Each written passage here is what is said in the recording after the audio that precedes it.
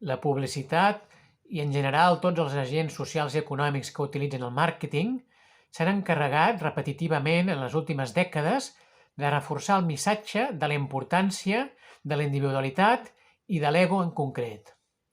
Aquest missatge anava dirigit a reforçar el poder de les persones, a ensenyar-los que podien aconseguir qualsevol cosa que es plantegessin a la vida.